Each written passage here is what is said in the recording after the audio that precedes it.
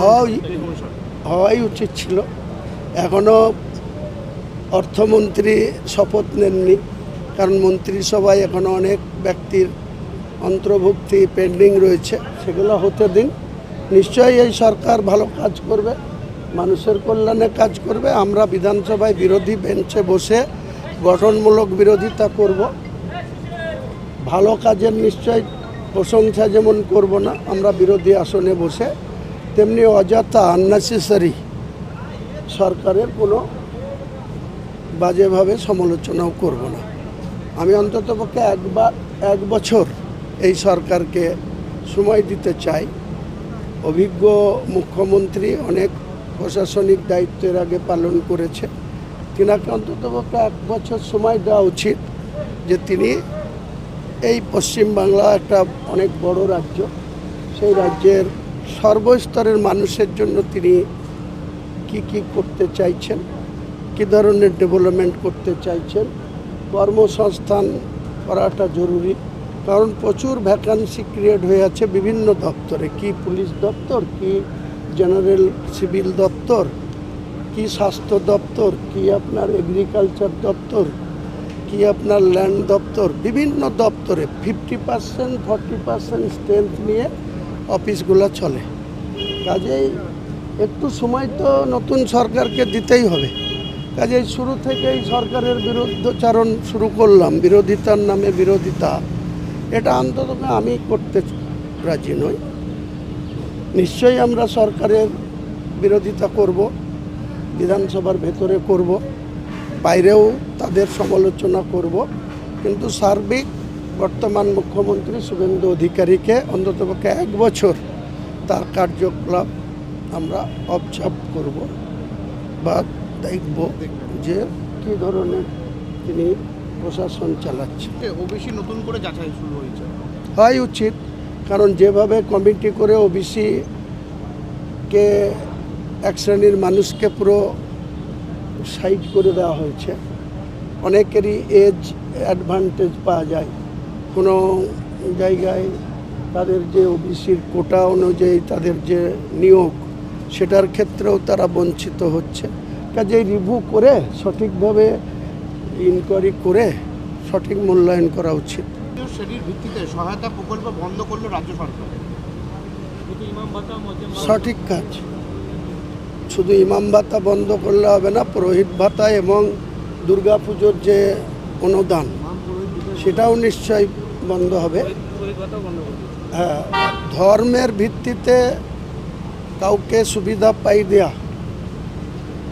যে পূর্বতন সরকার বা মমতা ব্যানার্জির সরকার যেটা চালু করেছিল, যেটাতে উনি বড়াই করে তার ভোট ব্যাংক ধরে রাখার জন্য এসব করতেন, এটা কোনো সরকারের উন্নয়নের মধ্যে পড়ে না। সার্বিক উন্নয়ন করতে গেলে কোনো একটা সম্প্রদায়কে, কিছু ব্যক্তিকে অ্যাডভান্টেজ দেব আর সেটা ভোট ব্যাংকে ধরে রাখবো, এটা আমি টেনশন তো এই সামনে কুরবানি কি হবে না হবে।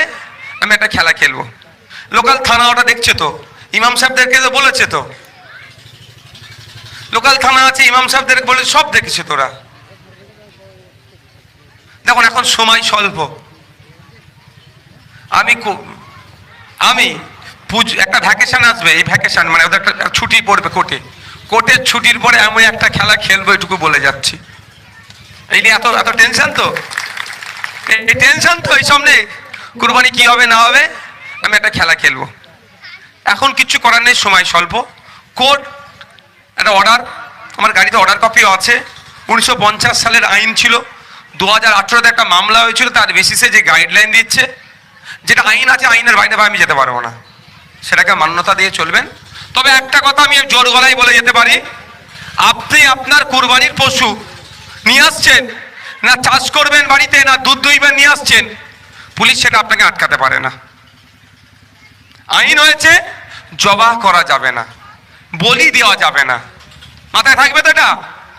যতক্ষণ আপনি জবাহ বলি করছেন, কারো ক্ষমতা নেই সেটাকে আপনাকে আটকানোর। বুঝতে পারছেন কি বলছি? এটুকু মাথায় রেখে দিন। তবে একটুকু কথা, বিতর্কে জড়ানোর প্রয়োজন নাই। বিতর্ক করতে চাইছে, এখন প্রশ্ন করা দরকার শুভেন্দু বাবুকে, মুখ্যমন্ত্রীকে, যে বলুন তৃণমূলের আমলে যে পঞ্চায়েতের মেম্বার থেকে, প্রধান থেকে, সমিতি থেকে, জেলা পরিষদের যারা আছে ওদের বিরুদ্ধে কবে কমিশন বসাবেন, চোরগুলোকে কবে জেলের মধ্যে ঢুকাবেন? তার পরিবর্তে কি করাচ্ছে সেটা না প্রশ্ন ওঠে। কারণ ওনার পুরাতন একটা ভাব আছে জানেন তো, পুরাতন প্রেম বলে মাঝে মধ্যে চেগে ওঠে। পুরাতন প্রেম নয়, 2020 সাল পর্যন্ত প্রেম করেছে, মানে একসাথে ছিল, এখন ডিটাচ হয়েছে, তো পুরাতন প্রেমকে ভুলতে পারছে না। ওই জন্য তো দুর্নীতিগ্রস্ত গুলোকে জেলে ঢুকানোর দরকার, তার পরিবর্তে এখন এই নিয়ে আপনাকে মজিয়ে রাখতে চাইছে। যারা 2026 নির্বাচনে আমাদের ভোট দিতে বারণ করেছে তারাই আজকে বলছে নওশাদ সিদ্দিকী কথা, তারাই আমার আজকে সমালোচনা করছে। করতে দিন তাদের, এখন তাদের পেমেন্ট আসছে কি বলতে পারবো না। কালীঘাট থেকে আগে পেমেন্ট আসতো, এখন আসছে কি বলতে পারবো না, হয়তো বিনা পেমেন্টই চালাচ্ছে। তারপরেও বলছি সমালোচনাকে আমি গ্রহণ করি, সমালোচনা করা ভালো, সমালোচনা করলে আমার ভুলগুলো আমি শুধরে নিতে পারবো, কিন্তু নন ইস্যুকে ইস্যু বানিয়ে উচিত নয়। ইস্যু ভিত্তিক সমালোচনা করা আমার পক্ষে।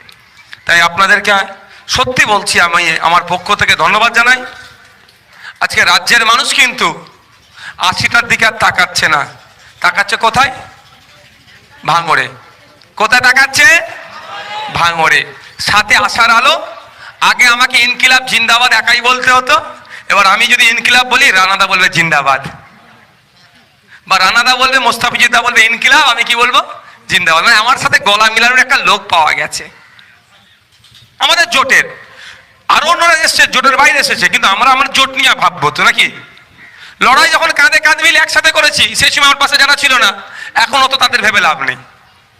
তখন আমি আর বামপন্থীরা ছিলাম, বামপন্থীদের পক্ষ থেকে একজন এসছে, আমি আইএসএফের পক্ষ থেকে গিয়েছি।